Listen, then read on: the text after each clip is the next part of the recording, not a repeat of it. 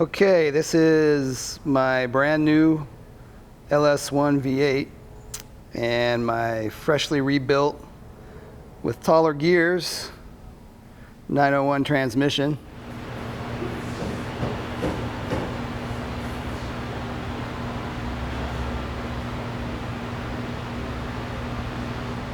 They've also been working on the AC condenser. They've got that mounted up real nice. Real quality work here.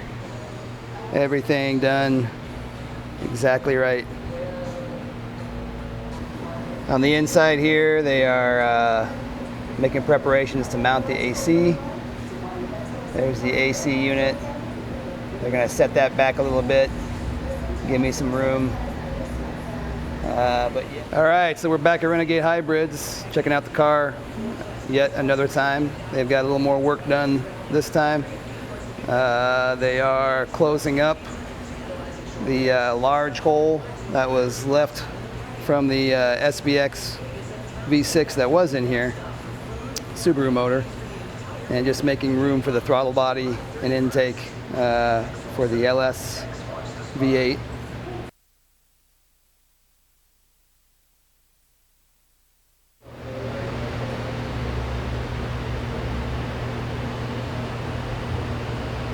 And they are getting real close now. We're just about done. We're going to be doing some interior work. Get these panels and dash done. The motor is in. That is an LS1. They're hooking. So you have LS1 V8, about 350 horsepower. This is actually a Corvette version using what we call a batwing oil pan. It offers really good oil control, so for a long time that's kind of been the go-to pan for track applications that'll see higher Gs, offers better oil control, prevents starvation in tight turns, that kind of stuff, so it worked out really nice. From an engine builder standpoint, they'd probably call it closer to 4. GM's pretty conservative with it. GM, when they test stuff, have to do it to ASE standards based on the accessories on the front of the motor, all that kind of stuff. So we'll call it 350, but a lot of engine builders would call it closer to 4. They're a little liberal with their horsepower ratings because they're in the horsepower business. But yeah, rest assured it'll be plenty peppy in a 2,300-pound car. So it's going to run really well. Poly motor mounts, we've done a few upgrades in that regard just to keep everything working really nicely.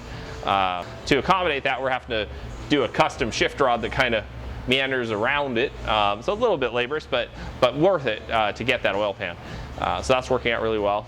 We've got our heavy duty axles. These are great. You know, we've tested these to 500 horsepower and no failures with these. They've held up really well for us over the years. The exhaust is going to come down through here, over here, and then it'll go into the muffler system, and we'll design all the details on that based on kind of customer sound preference. We don't have the new shocks on yet, but those will be on with some coilovers to be able to adjust ride height. It's a dual fuel pump system, which works really nice. Out here in the desert, even factory Porsches can have problems because our asphalt temperatures can be 180 degrees, and it's just overwhelming for old fuel systems. So we've gone to a dual fuel pump system that kind of helps in those hot times, preventing the pumps from cavitating and locking up. So far so good there. So still a bit of work to do. The AC is always an interesting retrofit, so that's all right here. It's coming along really nicely.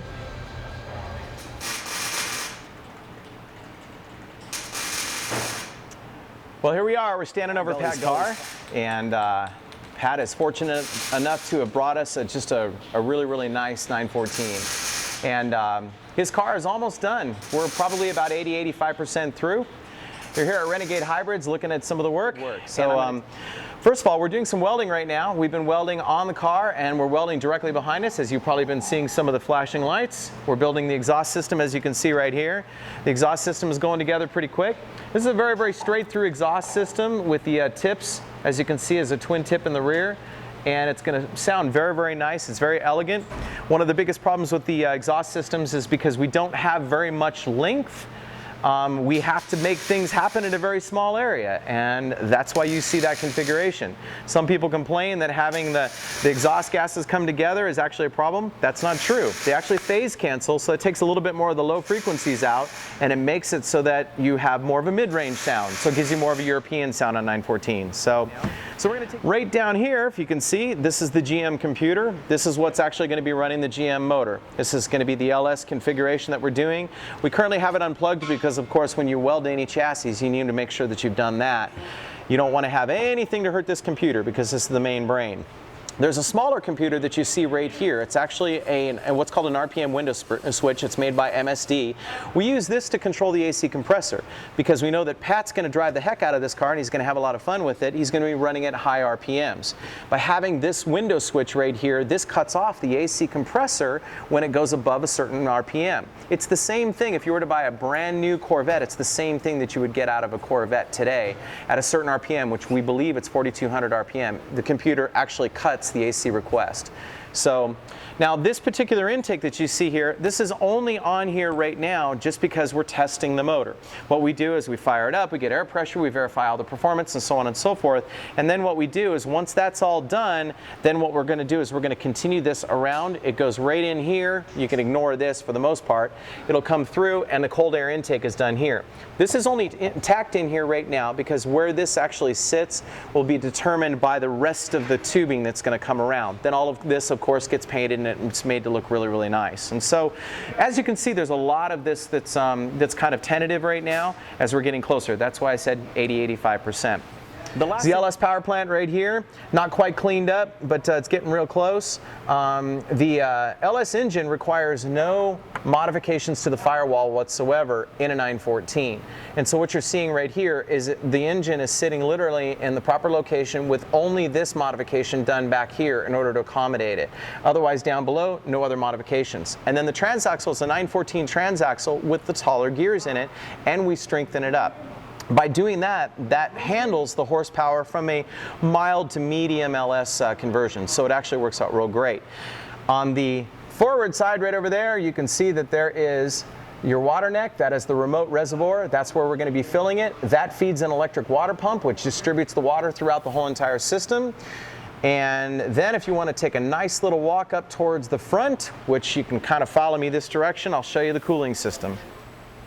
Here's the cooling system right here. This is installed to accommodate the V8. Now the one thing that we're trying, now this is a local customer, meaning he's here in Las Vegas. Pat has had another conversion in this car when it was brought to us. It was an older Subaru conversion, and the holes that vent the air out of the front trunk were already cut previously. There's holes down in the bottom and there's holes in the sides, very small holes. Well, what we decided, we talked it over with Pat, we decided, you know what, we're going to try the minimal amount of air that's in here to exhaust out of here, and let's see whether this will be enough to be able to support the cooling system. If not, it's not that big of a deal for us to be able to open these up more and actually get more airflow as the exhaust air from the radiator. So either way, we'll be able to accommodate the heat thermal transfer that is going to be required from the LS motor. So we are in the process right now also of protecting the fuel pump. This is not done yet, but there's the fuel pump and everything like that right up in here to be able to accommodate the heat that's going to be coming out of the radiator. So this will all be nice and clean and it'll look really perfect when it's done. By the way, there's one other thing that we've done on Pat's car that we're starting to do on a lot of these high temperature cars, especially for the fuel injection systems. What we're doing is we're doing a low pressure feed pump in the front, very, very rudimentary, straightforward feed pump that gets the fuel to the back, and then what we do is we actually do a high pressure pump in the rear. If you were to go back and look at the research for Porsches, some of the 930s actually use two pumps, and there are some other Porsches that use two pumps. And the main reason why is because when you start looking at oxygenation of fuel or any sort of a thermal lock or something like that, if you have the two pumps, you're not going to have the lack of head pressure going into the second pump, which is your high pressure pump. So with all of these things in mind, this rather simple car has become rather sophisticated, but we haven't necessarily lost any of the simplicity of the Chevy power plant.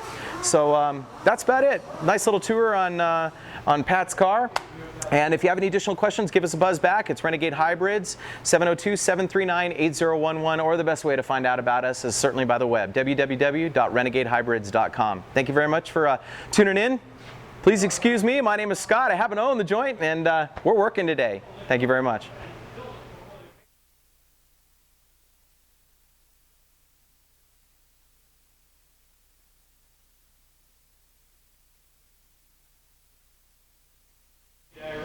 Okay, here we go for the first startup of the LS1 914.